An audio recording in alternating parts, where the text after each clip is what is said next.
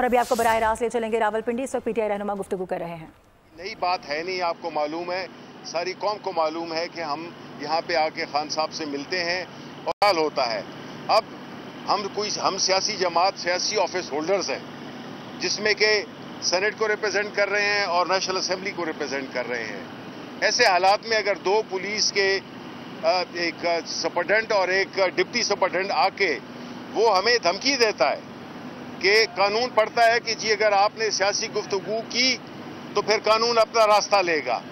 मतलब क्या है? मतलब यही है कि ये धौस थी और हम न सिर्फ कि एक पार्टी के रुकन हैं, न सिर्फ कि हमारे एक ओहदे हैं हमारे पास, इलेक्ट किया हुआ है MNAs को, अपने उमर अयूब साहब को नेशनल असेंबली में, और हमें इलेक्ट किया हुआ है खैबर पख्तूनख्वा की असेंबली ने। हम इलेक्टेड लोग हैं और उसके साथ साथ हम अपने दोनों हाउसेज में रिस्पेक्टिवली लीड कर रहे हैं। अगर इस तरह की बात है तो फिर हमें ये भी कहें कि आप पार्लियामेंट में भी बात न करें, सियासी बात नहीं करें, वहाँ पे भी हमें बात यही करनी चाहिए कि जी आज मौसम का हाल कैसे है, ये आपने जो कमीज खरीदी है ये कौन सी है। ये बहुत मज़ा का खेज बात हो रही है। ये जो नए ज़ाब्ते, नए लोग जिस तरह से एक सियासी माहौल को ख़राब कर रहे हैं, और यही वजह है कि मुल्क आज तबाही के गड्ढे में गिर चुका है। आप लाख तकरीरें करें, आप लाख उम्मीदें दिलाएं, लेकिन जो कुछ ग्राउंड पे हो रहा है, चाहे वो पाकिस्तान के अवाम के साथ हो या उनकी सबसे बड़ी नुमाइंदा जुमात पाकिस्तान तहरीक इंसाफ इमरान खान के साथ जो हो रहा है, तो ये मुल्क नहीं तरक्की कर सकता, ये मुल्क आगे नहीं जा सकता, ये सियासी अदम इस्तेकाम नहीं ख़त्म हो सकता, ये मईशत नहीं ठीक हो सकती। अवाम जो महंगाई के बोझ तले दब गए हैं, उनके लिए आप उम्मीद भी ख़त्म कर रहे हैं। और ये जो इस किस्म के जो आज हुआ है हमारे साथ, ये इस बात को कंफर्म करता है कि जो भी अहले इक़्तिदार हैं वो नहीं चाहते कि इस मुल्क का एक मुस्तकबिल हो, एक रोशन मुस्तकबिल हो।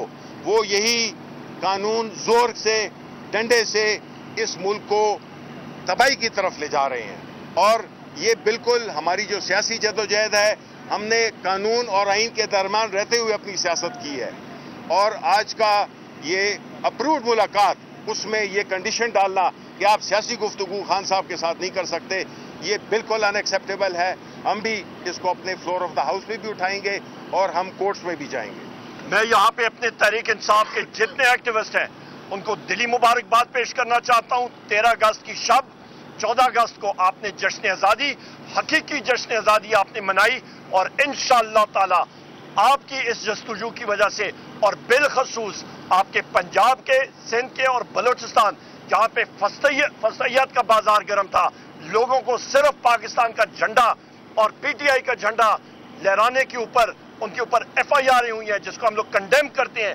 मैं अपने तमाम PTI एक्टिविस्ट को मैं सलाम पेश करता हूँ, बिलखसूस पंजाब, आपके सिंध और आपके बलोचिस्तान के एक्टिविस्ट को बहुत शुक्रिया। मतलब ये बताइएगा, जनरल फैज की गिरफ्तारी के बाद नए इंकशाफात सामने आ रहे हैं। आज 3 मजीद रिटायर्ड जनरलों को भी हिरासत में लिया गया है, जेल में भी कुछ लोग पकड़े गए हैं।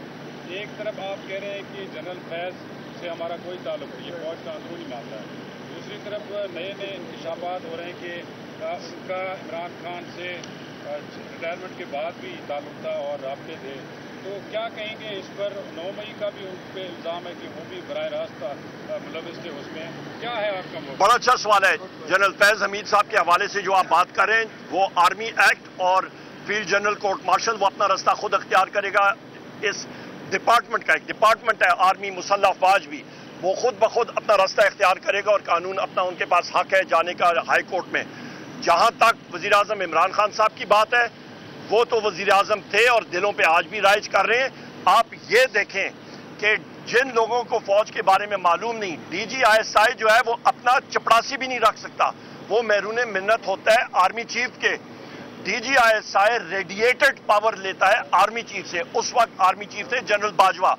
तो जो चीजें भी हुई हैं, तो जनरल बाजवा साहब से पहले पूछे कि जी आपके कमांड के नीचे बैसियत आर्मी चीफ ये चीजें क्यों हुई। नंबर 1, उसमें कोर कमांडर्स भी हैं, उसमें जनरल फैज भी हैं, उसमें बहुत सारे, ये सारे के सारे जो हैं, फिर सारों को सामने आना चाहिए। और फील्ड जनरल जी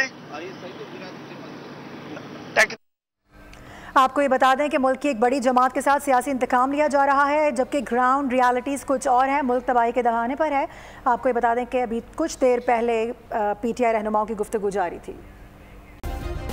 سبسکرائب کریں اور بیل دبائیں تاکہ کوئی خبر رہ نہ جائے۔